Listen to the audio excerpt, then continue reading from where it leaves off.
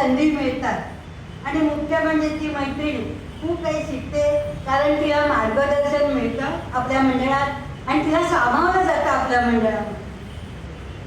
जसं सुवर्णाने लिहिलं आहे की स्वरूपिणीत आले आणि मी तुम्हा सर्वांमध्ये एकरूप होऊन गेले.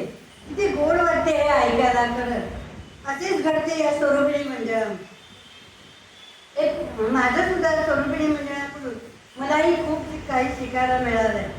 एक उदाहरण सांगते की 2009ला मी रिटायर झाले, पण त्यापूर्वी मला या मंडळातून ज्या बायका बाहेर पडायच्या कोर्स घेऊन आणि कार्यक्रम करून, तेव्हा मला सारखं वाटायचं की आपल्याला कधी या मंडळामध्ये यायला मिळेल, पण नोकरीमुळे मला ते अडकल्यासारखं व्हायचं.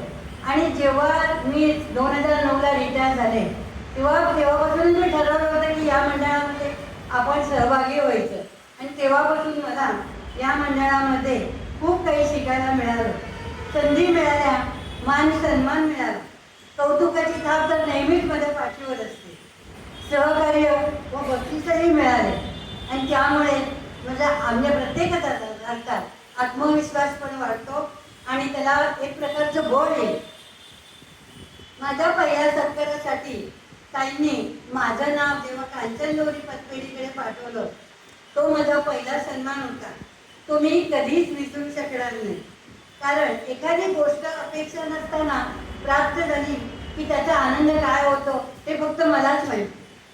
आणि म्हणजे संस्थेच्या कार्याची कोणीतरी दखल घेत आहे हे खूप मोठं भाग्य आहे. आणि हा सन्मान माझा एकटीचा तर नव्हता, सर्वांचा मिळून होता. कोणतंही सामाजिक कार्य करायचं म्हटलं तर किंवा मंडळ पुढे न्यायचं म्हटलं तर ते एकटीचं काम नाहीच, टीमवर्क आहे. फक्त निमित्त कोणतरी व्हायला लागतं. आता मला आता